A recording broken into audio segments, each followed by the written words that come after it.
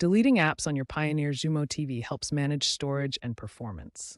Xumo OS treats apps like channels for easy removal. First, press the Home button on your remote to access the main menu. Navigate to Settings, then System, and select Apps or Channels in older firmware. Highlight the app you want to remove, press OK, and choose Remove Channel. Confirm your selection to uninstall the app and free up storage. Remember that pre-installed Xumo apps might not be removable without a factory reset. Beyond basic uninstallation, clear the cache regularly to prevent app bloat. Managing auto updates prevents unnecessary storage consumption. Disable auto updates for apps you rarely use. Regularly deleting unused apps, especially redundant weather or news apps, significantly improves load times and reduces crashes.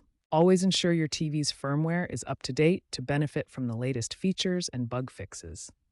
Recent updates enhance app management with batch uninstallation, allowing you to remove multiple apps at once.